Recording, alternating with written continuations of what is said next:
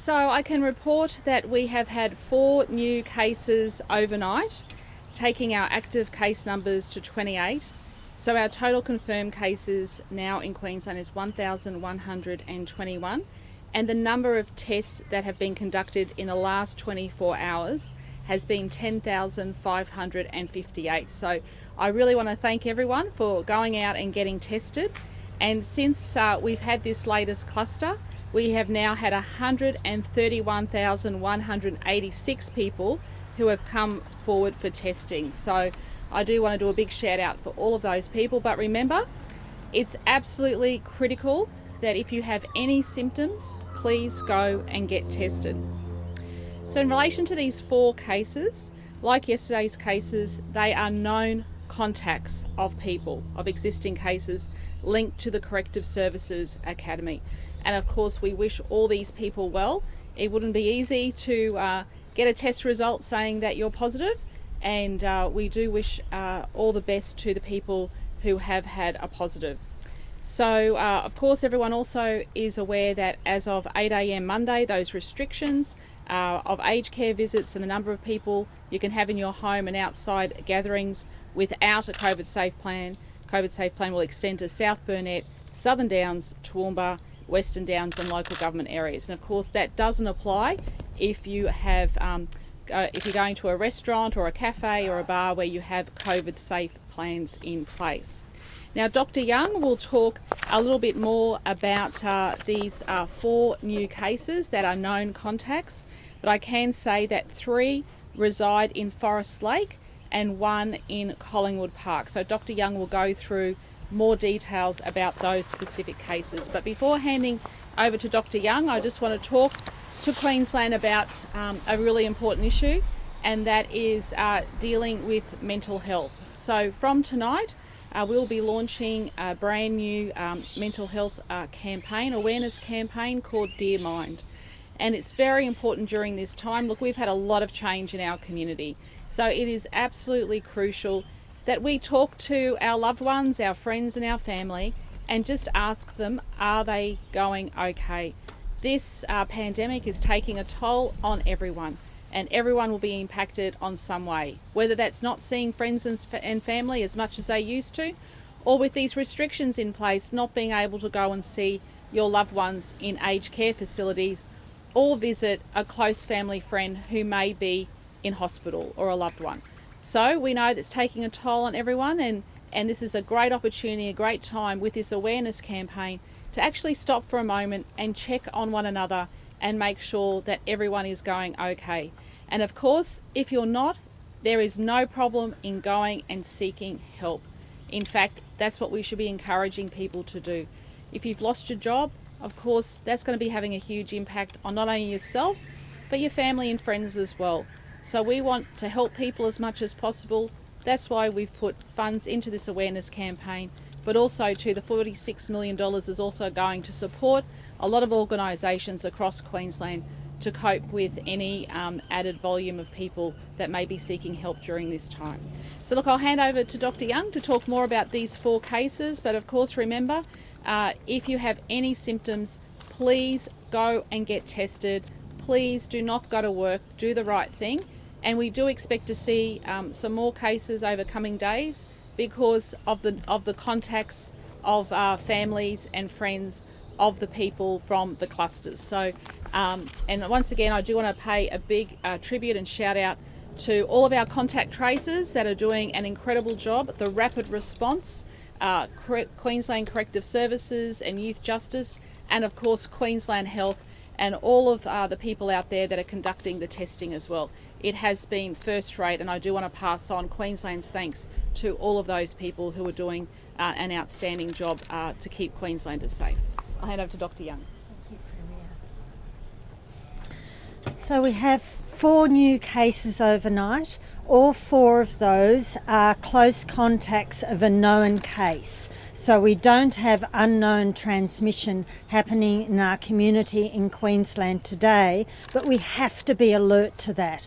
We have now had over 101 days of infectious people out in our community in the last 14 days. So that means there's been those 101 opportunities for people to get infected. So we know that we will see more cases. It is critical that people, if they have any symptoms at all, don't think it's anything else because it's most likely to be COVID-19. So come forward and get tested. And thank you so much to all of those people who came forward yesterday to get tested. That's really, really important. So specifically these 4 new cases, 3 of them live in one household and they live in that household with 2 other cases that we already knew of. So it's not surprising that's occurred. And that is why it is so important that household gatherings cannot be more than 10 people. We know that at this stage of an outbreak, it's household transmission and transmission from one household to other households that is the key trigger for increased cases. We saw that very, very clearly down in Victoria. So that limit of 10 people in a household, that's all the people in that household, including the people in the household and any visitors, although of course if you normally have more than 10 people, of course those people can continue to live there, but you can't have more than 10 people if that means visitors coming in and increasing that number. That is just absolutely critical. So those are those first 3 cases. We're just tracking down where those 3 cases work and where they go to school or go to childcare. So we'll have further information on that, and there'll be contact tracing that will occur, of course, at those facilities to see whether there are further close contacts that we need to go into quarantine, and that will happen through today. Then the 4th case is a person who was in close contact with a known case but not in a household. This was at a gathering that this person was at. Now we do know they attend the Staines Memorial College. They attend that school, and that school has already alerted other students and families about the case, and indeed it's associated with a church so that people were told not to attend. There'll be more work done today. That school, of course, will go through the usual cleaning. There'll be contact tracing occurring, and until that can all be finalised, that school will be closed. So they've already started all that work, and we'll see how far that gets through today as to whether it's able to open tomorrow or not. But that school has a very good system in place, and they've already contacted all of the families. So that's our 4th case. So all 4 cases, known contacts. We're going to expect to see more cases like this where people have been known contacts. Now, because some of the confirmed cases travelled out to Toowoomba, a decision was made yesterday that we need to protect the vulnerable people who live in the Darling Downs Hospital and Health Service region. So that's people who live in Cherbourg, Goondiwindi, South Burnett, Southern Downs, Toowoomba and Western Downs. So we have brought in exactly the same restrictions for those areas as we now have in place for all of Brisbane, Logan, Ipswich, Gold Coast, so for all of that area, and Redlands, so that greater Brisbane area. So the same restrictions. So the same restrictions on aged care, on disability accommodation services, on visiting people in hospital, on the use of personal protective equipment in hospital, and most importantly of all, that limitation on gatherings to a maximum of 10 people. So that's any gathering that occurs where there isn't a COVID safe plan. So weddings and funerals can still have 100 people as long as there is a COVID safe plan in place and it's followed. Although, can I make one comment about funerals? I heard a very sad discussion yesterday that at funerals, people who are living in a household feel that they can't comfort each other at the gravesite. Of course they can. If people are in the same household, so they're comforting each other in their own home, they can comfort each other at their graveside. Funerals are such a difficult place. So yes, of course, if you live in the same household, you must comfort each other. There is no additional risk doing that because you're already in the same household. Different households, no, you can't, because then there is a real risk you'll spread it. And the work that the funeral industry has been doing to make funerals COVID safe has been exceptional. Then a few other things I would like to raise. So over the last few days I've been saying to people, this is the time to get out those flat surgical masks that you can now buy anywhere. Those masks? Or if you've made masks with 3 layers of thickness, they're effective as well. Not quite as effective, but they're pretty good. It's really time to start using them. If you can't socially distance when you go to the shopping centre, use a mask. Try to always socially distance. That is far, far more effective, but if you can't do it, use a mask. If you're in a taxi or a ride share or in public transport, that's the time to wear a mask, because you can imagine we've all got our windows closed. It's a bit cold at the moment for Queensland, so we're sitting in a confined space. We're in a taxi or a ride share or our own car. If there's anyone who's not part of the household who's in that car, really think about using a mask to protect yourself and to protect others, because you can't socially distance in a car, for instance. And public transport, if you can't socially distance there, wear a mask. And then also, I know a lot of people are still very, very effectively working from home, and that is excellent. Continue doing that. If you can effectively work from home, then do that. If you can't, there is nothing to stop you going to work. Go to work, right? We've all got our COVID safe plans in our workplace. But if you are working from home and it's working for you and your manager and your colleagues, then work from home. Maybe not every day, but intermittently, it's a good idea just to lower the amount of engagement out there. This is not because I think there's any increased risk. It's just I'm trying to manage the risk going forward, because we know that the cases we have today are a result of what was happening 2 weeks ago. So really, this is just being ultra cautious and thinking about everything we can do so we can maintain our society as much as possible. It's really important that we maintain our workplaces, our schools, our hotels, our restaurants, our clubs, our cafes. We've got excellent COVID safe plans. If we stick to them all and use them, we can continue going forward while we manage this current cluster. This cluster is growing, 4 cases today, 4 cases yesterday, but we can keep that all under control and not have to impact on the rest of our lives and what we're doing, as long as we adhere to just a few of those straightforward requirements that are out there. Thank you.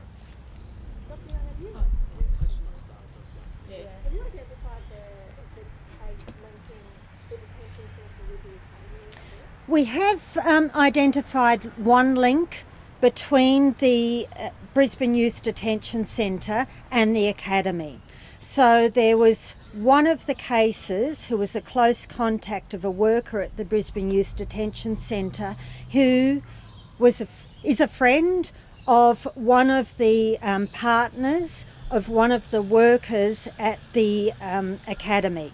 So you can see the tenuous nature here. So that is one of the cases. So we have identified that link, and we believe the worker at the Academy actually contracted the infection from their wife, who is the friend of a partner of one of the workers at the Brisbane Youth Detention Centre.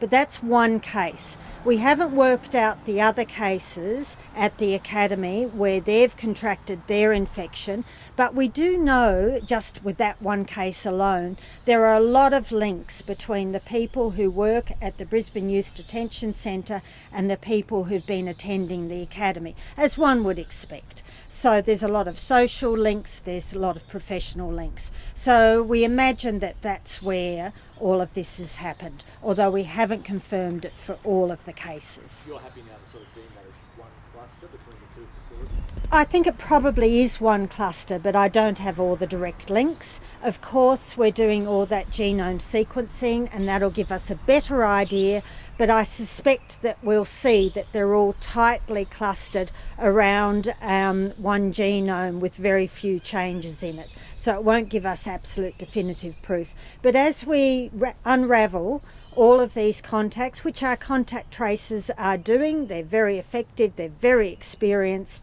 we'll find more of these links. With that Collingwood Park case, you mentioned it's a close contact, but is that the first example of it being someone who's not either a worker at either of those facilities and a household member of one of those people? Sort of, but you've got to remember that some of those others, as I just explained, were social contacts. They weren't work-related contacts, they happened outside the work setting.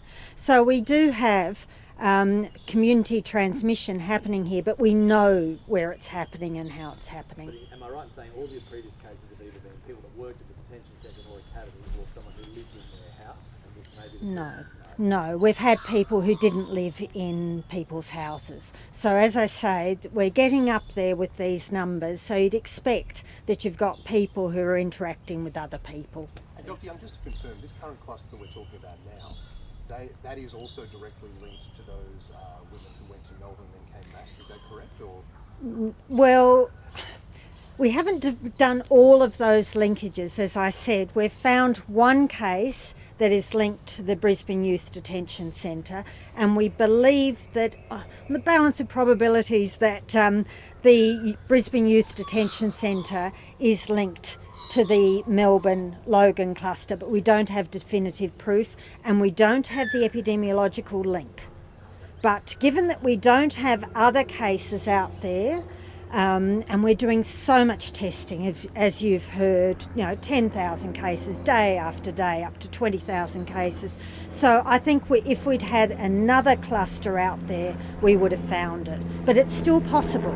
So until we've done all of the genome sequencing of all of these current cases, it's difficult to say exactly.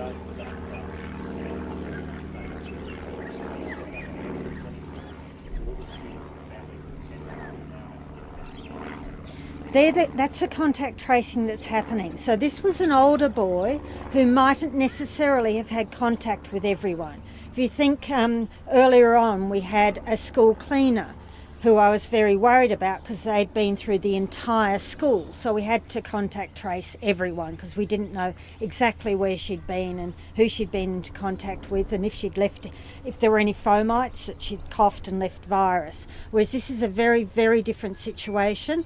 This is one student, and if we can work through when that student was infectious and at the school and where they went in the school and who they had contact with, we might need to close down the entire school. So that work is all happening today. And what about the Big Tree Pocket Early Childhood Centre? I saw that a letter went home to families yesterday. They have to self-isolate. Can you take us through that? Yeah, so we'll just have to work through again. That's we've only recently become aware of that, so we'll just have to work through again. Childcare centres, some childcare centres have their children in totally separate rooms and there's no linkages, there's no shared area. Others have everyone sharing, so we just have to work through all of that and see what it means. That's connected to one of the four. Yes, Okay, now that's a believe so. child that's been infected or a staff? A child. You mentioned a figure of about 101 days. Can you just explain? Yes, that's very complicated. It is, so if someone is out in the community for 5 days before they get tested and they self-isolate, that's 5 days potentially that they could have infected other people. So we just did a piece of work on Friday and added up all of the days in the last 14, because that's the incubation period, that people, known cases, had been out in the community while infectious. So there were 101 as of Friday night. That will have increased over the Saturday, Sunday with these 8 additional cases. But you can imagine my concern. 101 is a lot of opportunities. We had far fewer days when someone was out in the community infectious with that Melbourne Logan cluster of 5 people. We're not going back 100 days. No. I'm sorry, I didn't explain that very well. It's the last 14 days that we've had 101 days worth of opportunity for people to get infected. And Dr. Young, just in regards to masks, obviously you're stepping up the knots there of how important it is to wear it and when to wear it. Do you see a point with gradual increasing numbers continue to occur? Do you see a point where masks become mandatory? I do see a point, but not for a while. I think there are some settings, there could be a point at which we mandate masks, but not for the general community, not at this stage, no. With testing numbers, we talked about over 10,000 in the last day. Is that enough at this stage? Of course, I'll always want more testing, but I only want people who are sick to come forward and get tested. We're finding that all of these people that we're testing who are positive, they've got symptoms. So it's really, really important if you've got any symptom at all that you come forward and get tested. Now, I don't have this data for Queensland, but I do have it for nationally. Nationally, some work's been done to look at what percentage of people who have fever and cough are coming forward to get tested, and it's about 50%. So I don't know what it is here in Queensland, but it could also be similar, or it could be much, much better. It actually doesn't matter. The answer is that if you've got any symptoms or fever or history of fever, it's really important that you're the person who needs to get tested. We don't need people who are well to get tested unless they're close contacts, and we'll be asking you to get tested. You don't need to come forward.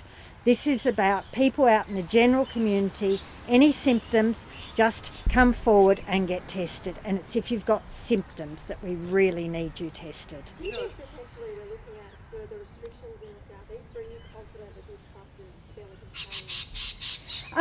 contained? I'm not confident that the cluster is completely contained, which is why we need to have the restrictions that have been put in place. But I am confident that we have really, really good COVID-safe plans. And as long as people comply with them, and it's not easy, I recognise how difficult and unnatural it is complying with some of these COVID-safe plans. But if people comply with them and they minimise those gatherings down to 10 people where you don't have those COVID-safe plans, then that could be enough to get us out of this current cluster. That's really important. Is there any thought being given towards movement restrictions? No, not at the moment. Again, because we have got really good COVID-safe plans. Now, of course, if you're sick, don't go moving. You've got to be at home. If you're sick, don't go on that holiday or that trip.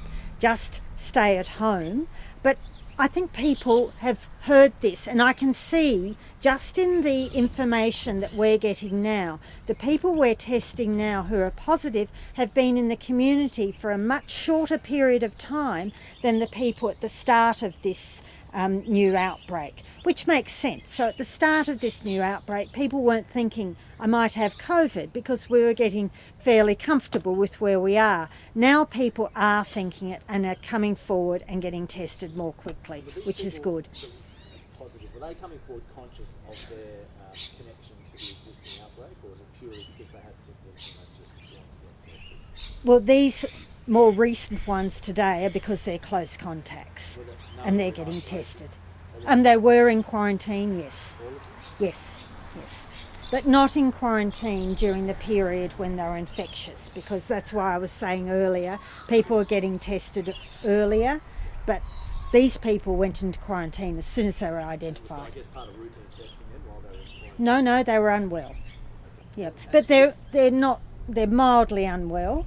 So that's the other message. We've got a lot of people out of these 2 new clusters with very, very mild symptoms. And I can understand why people didn't come forward to get tested. They were really mild symptoms. So that's just the message.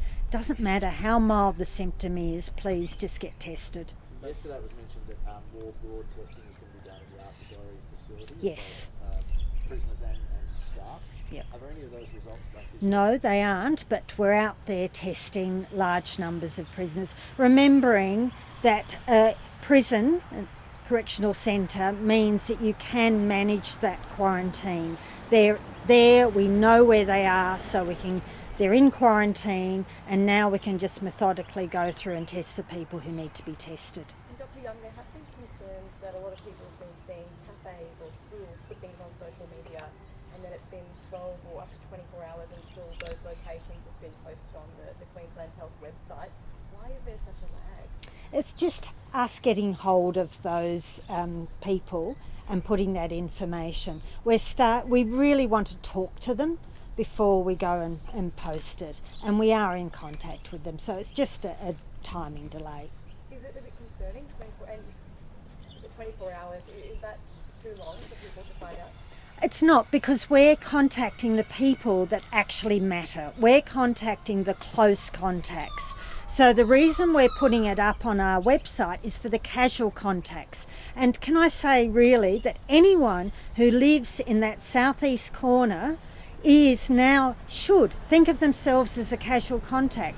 They might have been somewhere where one of our cases have been. So as long as everyone thinks, is that symptom a real symptom? Or it could be, I need to go and get tested.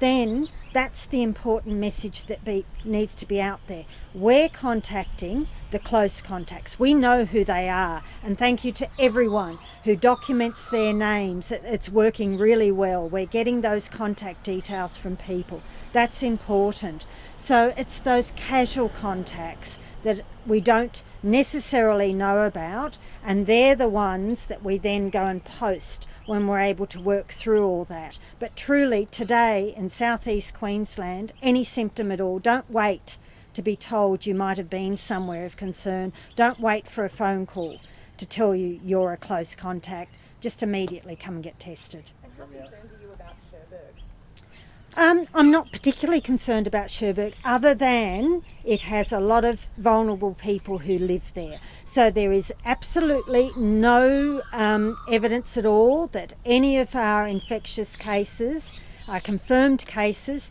have gone to Cherbourg while infectious. I'm very, very convinced of that. But we know that Cherbourg, if the virus was to get into there, would be high risk. So it's part of that area that I've now said needs to limit gatherings and needs to increase the restrictions for vulnerable people. And why do those new spots head all the way out to Gundawindi? Has someone been there, or why? Yep, so we have had someone go to Toowoomba, to a couple of venues there, and we know that the people out at Gundawindi and all of those areas use Toowoomba as their base.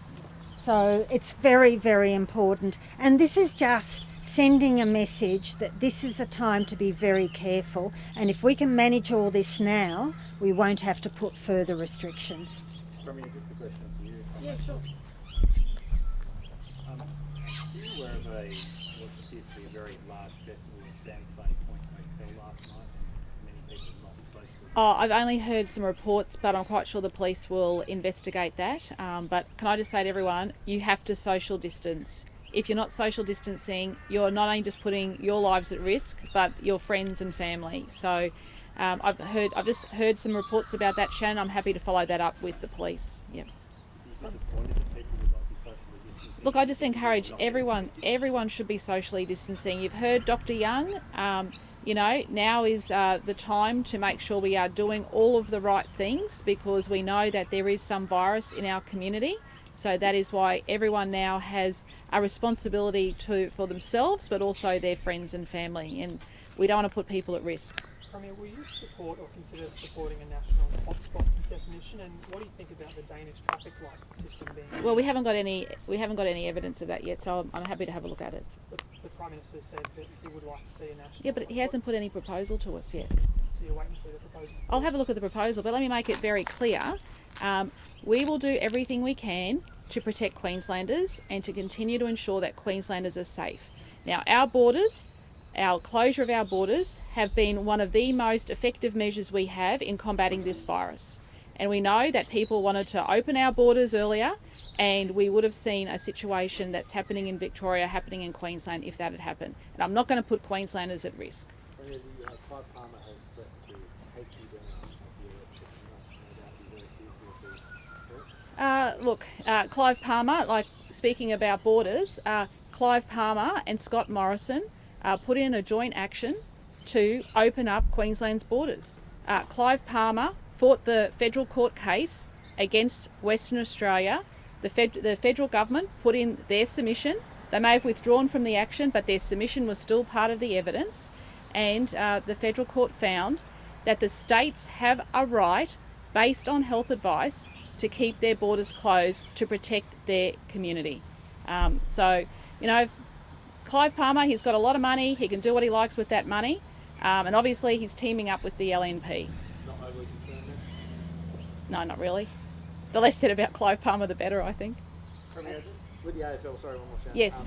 Do you have any Joel? idea of when you might hear back from the AFL? No, the only thing I heard, Joel, was that last week I think some of the other states were presenting to the AFL, and we look forward to waiting to see the outcome of how those other presentations went and how our presentation went. So fingers crossed. Keep our fingers crossed there. Would this current cost an impact chances of getting it moving? Claire, look, I don't think so, because I think what we've shown very clearly is how our rapid response has been deployed. It's very effective, and it's all known contacts at the moment, so that's good news. And as I said, you know, we've got all of our agencies working there, and you know, all of the sport is continuing. Just on community sport, can I say too, it is also very important for people to make sure that they are socially distancing at community sport events as well. We had some concerns about that netball gathering. I had people contact me personally as well about the lack of social distancing that was happening at the netball, and hopefully the netball associations will re-emphasise their COVID safe plans to everyone as well. We've all got a part to play here. Sorry, Premier. That's right. One other thing, I just had someone message me via Instagram saying that they're in quarantine on the Gold Coast, and they've been told for the last 3 days that they're allowed to have a fresh air break and haven't been given one. So they've been fed false information. Should they at least be able to get a fresh air break? Look, I'd have to take the health advice on that. Is that right, Dr. Young? Yeah. Just to give you some context, So- it's particularly stressing for them because the partner is pregnant at this stage. Yeah, it's difficult. I assume you're talking about one of our hotels, Yeah. not a I home. might get some more information On to the get back. hotel on the Gold Coast. Yeah. Look, we now have 24 hotels with people in quarantine. This is really, really, really difficult. These are people wanting to come up in the main part from Victoria and New South Wales for various reasons. And this is possibly not the best time for people to be relocating their lives. I know it's really hard for them in other states, but people need to think through what they're doing. This is really hard. Now, where we can, we are trying to give those fresh air breaks, but there's a lot of people in those hotels. We're now approaching 5,000. It's really difficult. So they're being managed by police and health jointly. So here in Queensland, we have health staff involved with every single one of our hotels. That's not the case in other states. But we made a decision that we needed health staff, and we needed to treat these as step-down facilities almost from our healthcare service to provide support. And so we are providing support to all these people, and this is really difficult. It's 14 days that they need to remain in quarantine, because if they come out and they have the infection, we can see that one case can lead to multiple clusters. Just one case in Victoria led to thousands of cases. So we can't risk that. And every day every day or so we are seeing a positive case in our hotels, and each one that we're seeing in our hotels is potentially hundreds if not thousands of cases we won't see in our community in Queensland. So I do feel for them. This is really difficult for them. I can understand that, to spend 14 days in those rooms, but these are good hotels. They are providing food. I understand they have good internet, they're providing things that they can do, and I just thank those people very, very much for doing that 14 days in quarantine.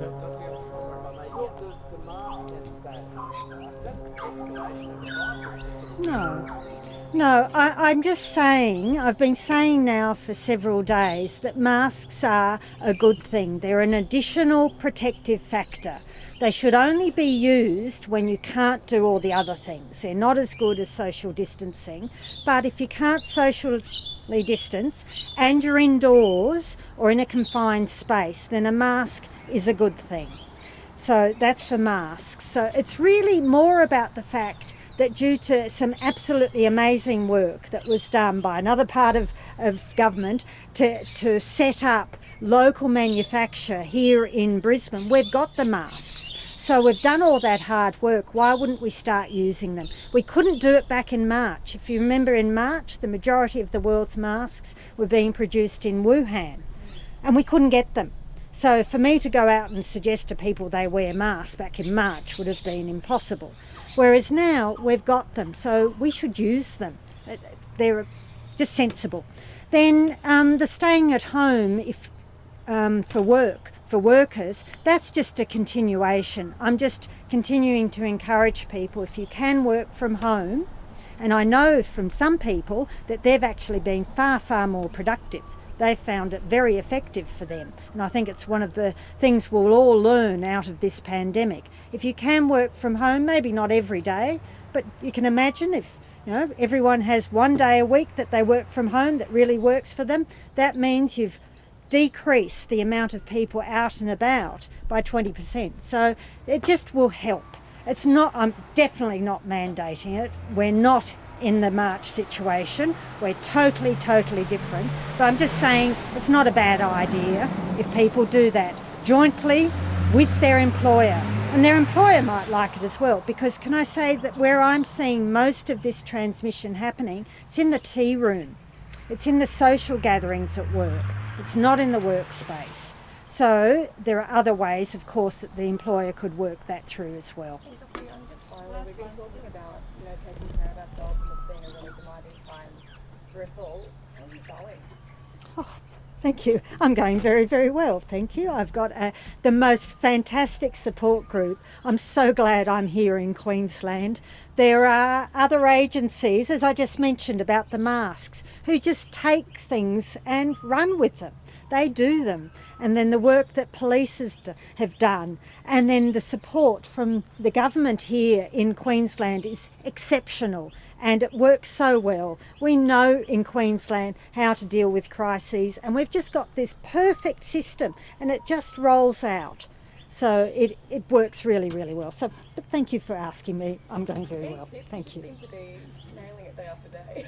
Oh, I don't know about that. The tips are to find the best support team you possibly can, but you need to organise that team 10 years in advance.